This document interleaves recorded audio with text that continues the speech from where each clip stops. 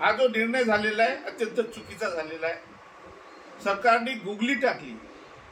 सरकारने एक तर जरांगेला फसवलाय किंवा ओबीसीला फसवलं। ओबीसी मधून हैदराबाद गॅजेट लावून GR काढून अशा पद्धतीने मागच्या दराने जर ओबीसी करणं चालू असेल तर हे परमनंट भटके विमुक्त छोट्या छोट्या जाती यांच्या आरक्षणावर डल्ला मारण्याचा हा मोठा डाव होता।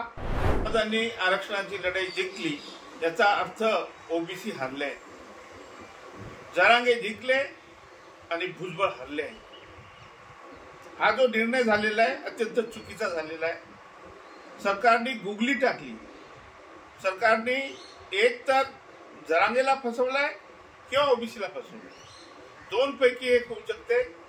त्यामुळे आरक्षण जर मराठा समाजाला ओबीसी मधून हैदराबाद गॅजेट लावून GR काढून अशा पद्धतीने मागच्या दराने जर ओबीसी करणं चालू असेल तर हे परमनंट भटके विमुक्त छोट्या छोट्या जाती यांच्या आरक्षणावर डल्ला मारण्याचा हा मोठा डाव होता आणि तो सरकारने साधलेला आहे।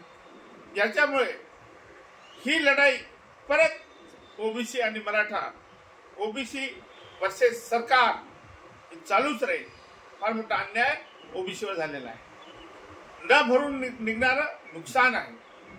मागच्याही वेळेस जरांगे पाटलांना असंच या लोकांनी शेंडी लावली म्हटलं तरी चालेल, मूर्ख बनवलं म्हटलं चालेल। याही वेळेस तेच केलंय सरकारने। एक तर ते झालं असेल किंवा ओबीसीवर अन्याय झाला, ओबीसीला धक्का लागू देणार नाही म्हणणारं सरकार, जे ओबीसी आपला DNA आहे म्हणणारं सरकार ओबीसीला प्रचंड भूकंपाचा धक्का दिलेला आहे आणि हे कधी ओबीसीचं न भरून निघणारं नुकसान आहे, राजकीय नुकसान होणार आहे।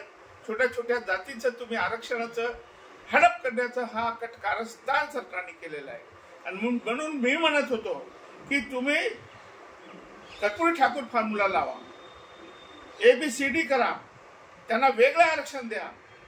माझं कोणी लक्षात घेतलं नाही।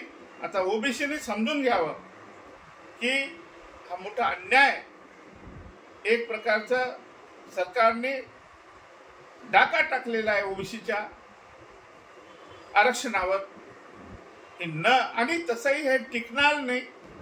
त्यामुळे परंतु सरकार त्यांच्या पूर्णपणे पाठीशी आहे। ऐन प्रकारे मराठा समाजाला ओबीसीकरण करणं हेच सरकारची इच्छाशक्ती होती, त्यांनी ती पूर्ण केली।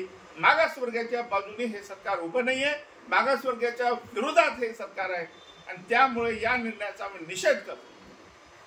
सोशल मीडियाच्या भाऊ गर्दीत विश्वासार्हतेने चकाकणारे नाव म्हणजे लेट्सअप मराठी।